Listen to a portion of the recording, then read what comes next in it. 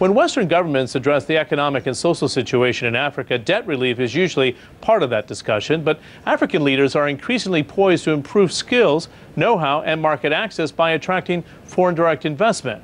African stakeholders in Addis Ababa, Ethiopia, admitted that the continent did not benefit enough from previous FDI inflows. But now that is about to change. A busy market in Addis Ababa, capital of Ethiopia, a proud country and unique in Africa as it was never colonized. However, just like many countries on the continent, Ethiopia had its share of upheaval. Uprisings, coups, droughts, and a border war with Eritrea in the late 1990s. These adversities, combined with corruption and a lack of transparency, have severely hampered foreign direct investment to the continent.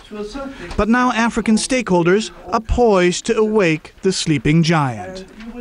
Without wealth creation, there will not be poverty reduction. And without promoting private investment, I stress, domestic as well as foreign investment, there will be no sustained growth. But in order to do that, we have to get the political and macroeconomic environment right. At a recent conference in Addis Ababa, the new Partnership for African Development, the United Nations Industrial Development Organization, and African Union invited government, corporate, and academic leaders to discuss new strategies to attract FDI. The key objective? To create employment and thus alleviate poverty across the continent. Investment is one of the key drivers of productivity growth, skill enhancement, whether in technological or managerial terms, and wealth creation.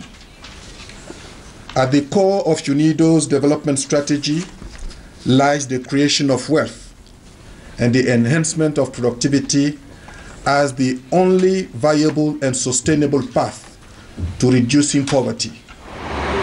Africa has something to show for, receiving record-high FDI inflows of $31 billion in 2005. But the investments were mostly concentrated to a few resource-rich countries. Africa's top 10 recipients, which include South Africa, Egypt and Nigeria, accounted for nearly 86% of regional FDI total. The continent's share of global FDI remained low at about 3%. Key indicators such as the state of infrastructure, availability of skilled labor, information on policies, education and the judicial system are all critical to attracting FDI. To make this and other relevant information available, UNIDO teamed up with Microsoft.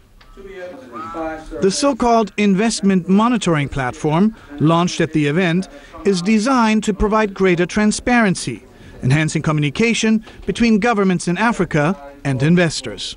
Transparency is a fundamental benefit of this system. Investors seek transparent information, access to factual information, empirical information that they can rely on in order to make their investment decisions.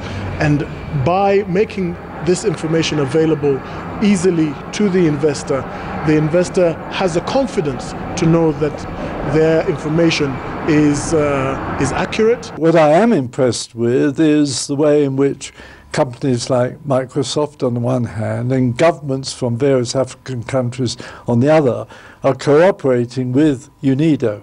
This is a genuine partnership, and to that extent it is unique. Under the German presidency this year, the G8 has made investment to Africa again one of its priorities. But delegates in Addis Ababa stress that 7% sustainable growth is needed to achieve the Millennium Development Goals by 2015, fostering the continent's integration into the global economy.